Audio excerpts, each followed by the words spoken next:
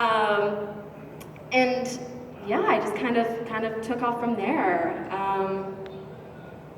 Auditioned until I finally got a job. It took a long time, so. I saw Katrina's name on the audition sign-in sheet for about a year before I ever met her. Who is this Katrina chick, and why are we always auditioning for the same roles? And then we met at a McDonald's commercial. Oh, that's right. There were so many women in the waiting rooms. Like, oh, you're that Katrina girl. That's funny. Oh my god. I didn't get it. Neither did I. We still have to find this McDonald's lady. But yeah, it was probably Alicia. Yeah. Yeah. No, that's how I kind of came into it, I guess. Now, you mentioned preferring voiceover to on-camera work, but I know that I'm fairly sure at least one of you has done some on-camera work, but I'm also thinking that Cole, you've done theatre work. I know, Raquel, you've done a lot of improv and stand-up and sketch. I just got into on-camera during the panini, or whatever we're going to call it. Panini? The panini. I love it. The pandemic is now the panini. Canon. Panama, I don't know. Yeah. So, Cool. do you find those skill sets sort of overlap? Does one reinforce Definitely. the other? Is there one that you said you prefer voice acting, but this is for all of you. From the different types of Better. performance that you've done, do you feel most at home in voice acting? Is that why it's the sort of, I'm assuming that's why it's the bulk of your career, Yeah. but I mean, do you like taking breaks and doing other forms of performance? How do you not get tired of it, I guess? What I'm asking. No, that's a stupid question. Let me think of a better one than that. No. Like, one of the things about Question. How do you find balance in your performance work? That's a slightly less stupid. I don't know what you mean by find balance, but like the difference between on camera and voice. So when you're watching TV and you look at someone, you're like, they're not a very good actor, but why is that? There's a level of being self-conscious in front of the camera, and there's a level of being completely focused on the person you're in the scene with. And see how she's nodding her head at me? You can't do that on camera. You have to sit there very, very still and think very intense thoughts. It has to be in your eyes. It's really hard. Right, because the camera, the camera is right there, and we're kind of animated people. My mouth moves a lot when I talk, and I talk with my hands, and I move my face a lot, and you can do that behind a microphone. Like, acting is acting, but there's different, very specific technical skills for each. Like, how far away from the microphone are you supposed to be? Am I supposed to have it here? Can you hear me if I'm, no. So, where to be with the microphone, keeping your feet still while sounding like you are running or jumping. Whereas on camera, acting is acting, but you need to have a stillness and a calm. Yeah, there's just different aspects to it, and I like the yelly, expressive-y thing. And there's more comedy, and on camera stuff. God, somebody's always dying on camera or sick. That's what I just did. Yeah. Or anyway, I like the voice. That's why I like comedy. So sorry, were you about to speak? You can go. No, it's fine. No, I'd love for you to go. Fine. We're a bunch of voice actors. I'm going to interrupt you later. I'm really scared Yeah, no. being in the middle right now. Start your thing, and then I'll interrupt. Okay. This is why I like comedy so Great much. point, Rack. Oh, And I just wanted to, if I could just tack onto that really quick. Mark it, what the a panel great has point. gone off the rails at 2:38 p.m. Calling it. No, Maybe someone should escort Cole out of the building. And back to Vancouver. Try it. But yeah, no, this is why I love improv so much and why I love sketch comedy, because you're not limited to, I don't know, moving your face muscles, which is so natural to do. And when you're me, they just move all the time, even when you're not talking. And I always tell people too, like, improv and voice acting, I think, are so important to do together. And a lot of my comedy friends, for example, like, they're all starting to do voice acting because of the panini, because they couldn't do anything else. So they would be like, Raquel, what do I do? And I'm like, listen, you came to the right person. But you need both. So I feel like if you're already doing improv, you're already doing sketch comedy, you're doing characters, you're doing stupid things with your voice, and I say stupid with love, by the way. When you're doing stuff like that anyhow, you're already halfway there. You just gotta I lost my train of thought. You could have interrupted a little I know. bit Okay. sooner. All right. Hang on. I got something here. So for Cooties me, doesn't count. for me, I think that, and I think we've all kind of brushed against this somehow. But it's like the thing. I started doing theater when I was a kid, and then I transitioned into voiceover, and it felt really natural because I think the thing that I love about acting is make believe, and all the best voiceover actors, all the ones that I've seen work, the people that I look up to and continue to look up to, the people here, are all just marvelous pretenders. Like, we can pretend like we're falling down a cliff and doing all the things, and you know,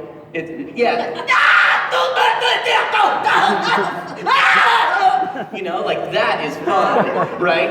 Like running around, and that to me is something that I've never had that experience whenever I've done something on camera. When you do something on camera, it's like the trick is to make it feel like you're not there. Whereas if I'm behind a microphone or if I'm performing in front of a bunch of people, my goal is to make them believe that I'm there, as opposed to like convincing myself that, right, okay, yeah, I'm supposed to be sad in this scene, as opposed to like, no, I feel sad because we've been doing this play for 95 minutes and this is the part where I'm sad. Or I've been reading this script with a bunch of other terrific voiceover actors, and now I'm playing. The on-camera never feels like you're playing. On-camera feels very intimidating and frightening to me, and I hate it. I hate it, and I'm bad at it. So, give me a theater, give me a microphone, that's where I want to be. I'm class the train. Why are you looking at me when you do that? I don't know. I'm looking for validation. It will never come. No. I'm giving it to you right now. Thank you. Let's have some validation for Cole, folks.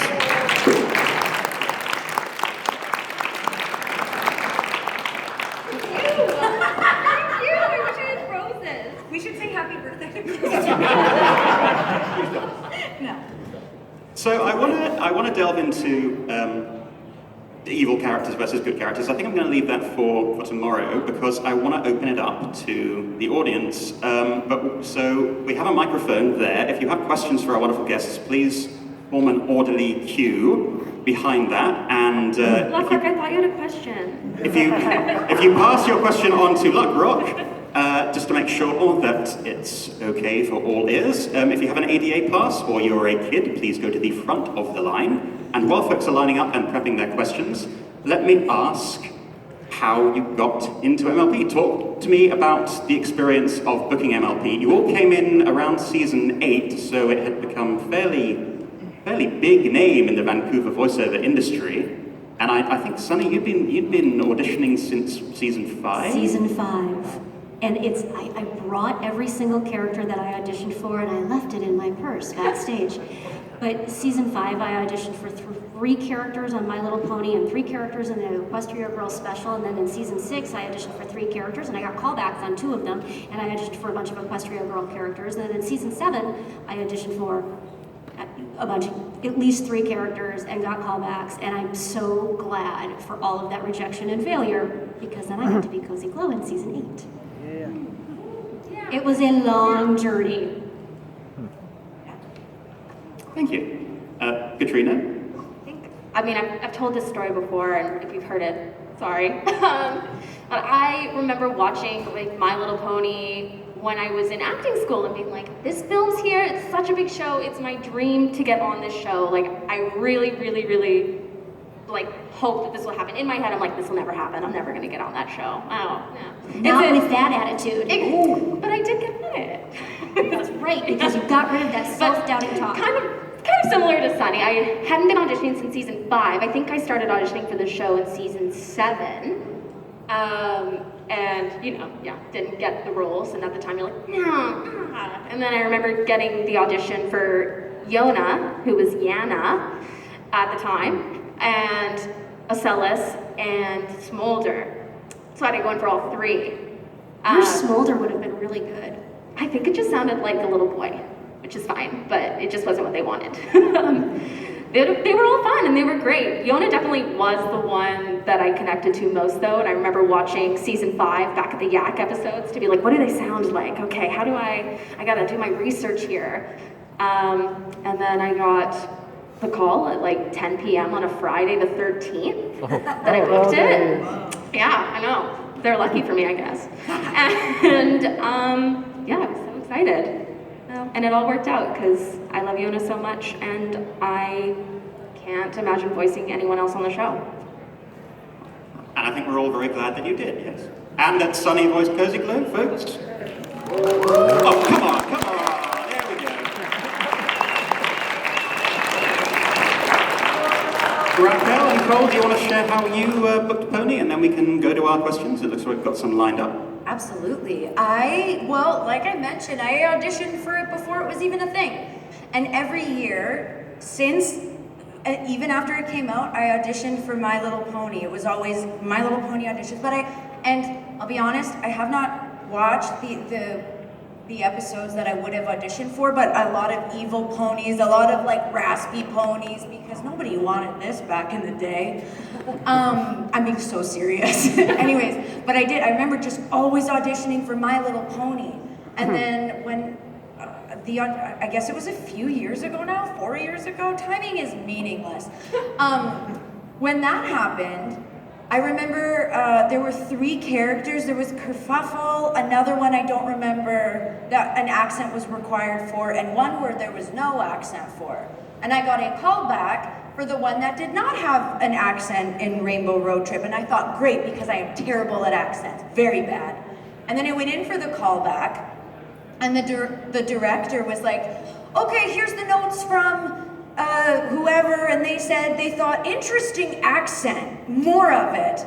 And I was like, wait, what are you talking about? And it turns out there was a massive miscommunication. Oh, no. And I had a callback for Kerfuffle, and I was like, no, I don't know how am I supposed to just do that? So they gave me 15 minutes to find it, and I did, and I was not expecting, it was like a big, wow, I have been auditioning for this for years, and I booked a thing I didn't think I could do. And I also sang, which is another thing where I'm like, why do you want this? But it's very, well, saying it out loud, I'm like, I guess that is pretty special. I didn't think, that here we are. Am I drunk all of a sudden? Did you hear that? Thank you. Very briefly, it was The White Whale. I wanted to be on that show so badly. Yeah, I wanted to be on that show so badly, and I auditioned a bazillion times in my closet, and just like desperately being like, what do they want from me? I don't understand, I'm trying. And then I went in and I got a call back, and I remember I was leaving Dick and Rogers that day, and I ran into Ashley Ball, and I was like, I want to be on the show so badly. She was like, you'll get on the show. And I was like, oh my God, Ashley said I'll get on the show. And then I booked Terramar, and it was the perfect part because my parents got divorced, and I realized that I hadn't seen much of that representation in my children's media growing up, and it splashed over me after I was leaving the session. Because the build up to it, I was just like, oh my God, hooray, I get to work, I can pay rent. But then afterwards, I was going home and I was like, man, that's really special, and it just hasn't stopped being increasingly special, which is rare, because so often with voiceover work, it's like, I was happy to do it, I hope people enjoy it, I hope the check clears. And then, but with ponies, it just kept getting cooler and cooler. Like, this is sincerely one of the coolest experiences of my life to be here, and like, this is an absolute joy. So, Gift that keeps on giving. Totally. Well, on that note, let's open it up to audience questions. So please step forward and, if you like, introduce yourself and ask your question. Robert. My name's Robert. Hi. Raquel, mainly. You worked in the continuity department? I worked in the continuity department? Yeah. No, I don't even know what continuity is. Just making sure that each frame is correct to a previous one to make sure in previous episodes? Oh, no, I've never done that. Are people talking? People saying that? Well, this seemed like it was a big problem in My Little Pony in the earlier stages, and I thought you were in that department. Oh, no. No. You weren't? That's a You future have to blame career somebody else for trajectory that for you. one. She'd be terribly miscast in that role. Yeah, I would be, as someone who just learned what continuity is, I would suck at it. Yeah. No, thank you for, should I just lie and say that yes, I have? I think I will, thank you. Convince us. Sorry. Thank you for your question. Next up. Yeah, hello, I'm J Mac, and you may all comment, but this is specifically for Katrina. Ooh. Just wondering how you feel about the fact that the Gen 5 movie has no yaks in it, and do you expect to see them in the spring of the series? I have a confession. I still need to watch the Gen 5 movie. I'm planning on doing it. I'm planning on doing it tonight. I promise. Security! Get her out of here. I know. I did watch the trailer though, and I think Kamiko Glenn sounds so cute, so I'm really excited to watch it. It upsets me though, but you know what? I'd probably be even more upset if they were in the movie and they didn't contact me. So I'm just praying that, my agent calls me and is like, guess what? And then I can't tell you guys for like a few years, but I'll be like, oh. You'll see me like posting happy gifs on Twitter.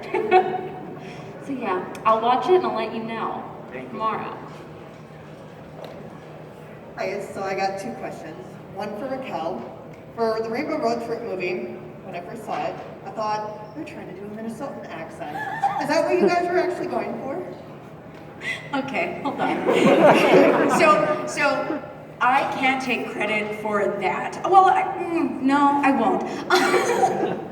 The breakdown, I remember it saying Minnesota-like accent. And then when I was trying to get into it the day of the callback, the director was like, have you seen Fargo? Just do a couple of, oh geez. And I was like, okay. So I'm like watching Fargo. Does that answer your question? Oh yeah, you betcha. I don't know what I was going for, to be honest. And although I will say I am a Wisconsin native myself, but that brings me to my next question. What is your favorite cheese for everyone? Oh, okay, brie. With brie. I finished a whole thing of brie. No, you all need to know this. I finished my first night in my new place. I bought a big thing of brie and I ate the whole thing, and I didn't even feel bad about it. The next day, my body was awful, but brie. It's always brie. I love cheese.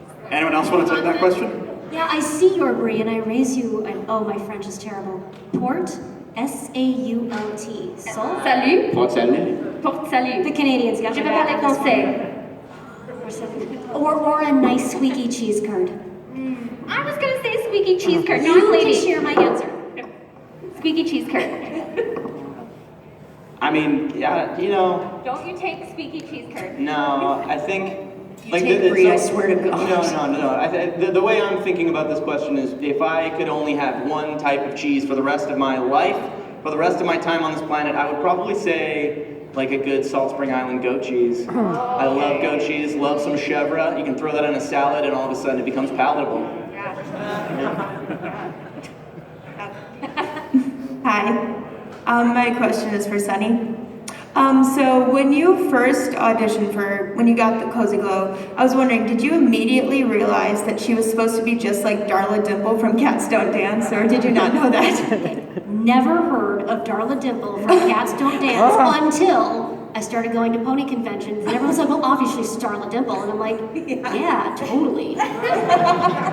No, the direction was like Shirley Temple, who Darla Dimple is based on. Yeah.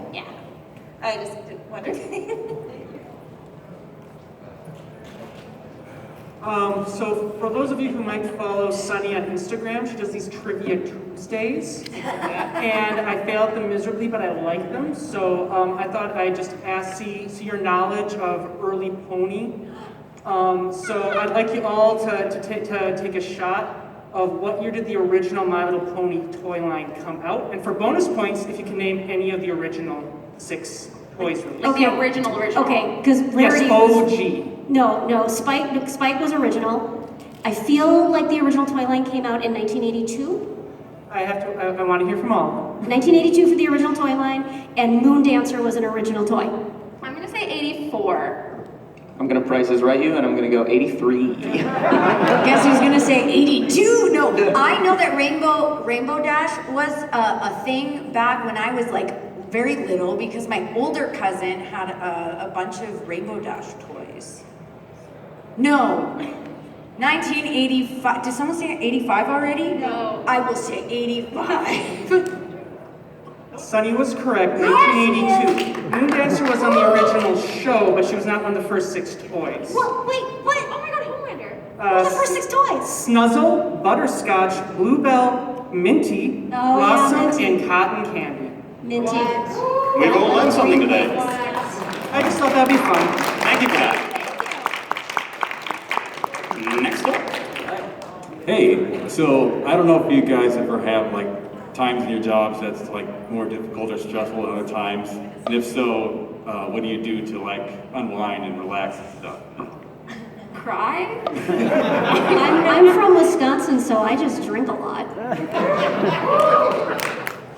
Honestly, like having a really good group of friends and people in your life that you can My real answer. Yeah. talk to afterwards and just like have your say like what you think happened or what went wrong and then what you can do better next time, and that helps you kind of get through it and prepare for next time as well. That's what's helped me through any days like that. Yeah, I think for myself, I love like having groups of friends, absolutely, and played a lot of like Dungeons and Dragons, which is great. Yeah, great excuse to get together with a bunch of people and just play make-believe, which again is my favorite thing to do. The hardest part of this job is when you're not working. Yeah. When you're working or you got something to look forward to, it's like it's a dream. But man, those cold, quiet months, oh boy, yeah. Winding down for me, I love a good glass of wine, but I also just like sitting next to like my mom. That sounds so lame, but I really thank you. No, and I miss her a lot because I can't do this because I live across. Do I live across the country from my mom? Oh.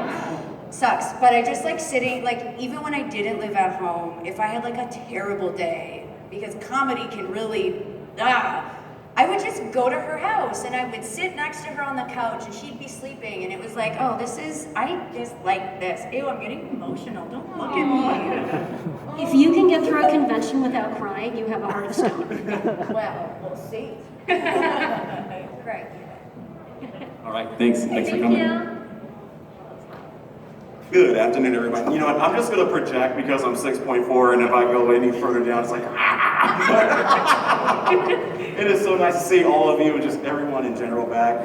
I have missed this so much. So, really fun question for everybody. What is your go-to karaoke song? Oh! Great question, Balto. I just spit everywhere. So heavy metal. Anybody else? Yeah. Man, I Feel Like a Woman by Shania Twain. All right. Or I really love, I don't know, like A Moment Like This. That's my new one by Kelly Clarkson. I think You Ought to Know by Alanis. I crushed that one. Or Kickapoo by Tenacious D. Crushed that. Nice. Can we do tribute at some point? Absolutely. Yes, thank you. I miss karaoke so badly. Every time I go to karaoke, someone in the back is like, musical theater kid. Mine is What's Up by Four Non Blondes or Roxanne. Ooh. Yeah. I don't do karaoke, but I like to think it would be Redneck Woman by Gretchen Wilson. Okay. It's my favorite kitchen song. Nice. I make my Thank you, everyone. family every year on my birthday do karaoke. Nice. In my living room. This is fun. I'm just checking the schedule for when the pony karaoke is, since I know that there is some this Tonight. It's tonight, lovely. I'm so sorry. So I think we have time for one more question, and then folks in line, we do have a Q&A after the script reading tomorrow, so please do come, and we'll make sure we get your questions answered then. So last question there, please. Hey everybody, I just wanted to say, my comment is for Cole.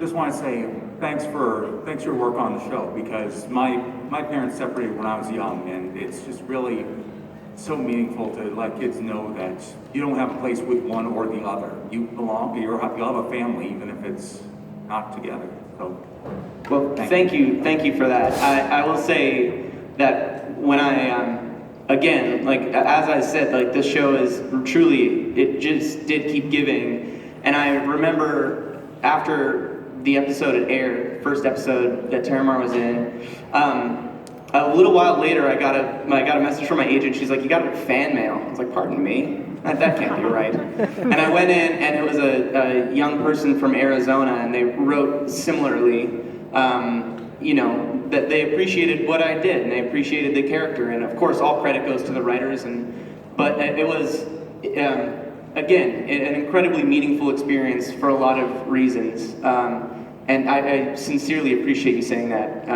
Thank you. And great hat, by the way. That's a killer hat. Well, on that beautiful note, let's have another huge round of applause for our guests of honor.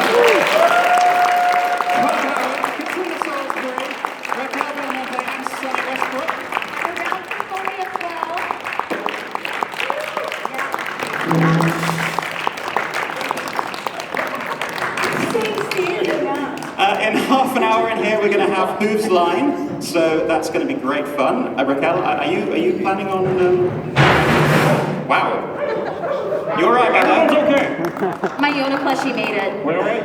I was just going to ask if you plan to drop in on Hooves Line since it's improv, but There's an improv thing happening? in half an hour in this room. What? I think I'm doing something. Next time. Next time. All right. Thank you all very, very much. Thank you so much, everyone. Thank you. Be safe, take care. We'll see you out there. Woo!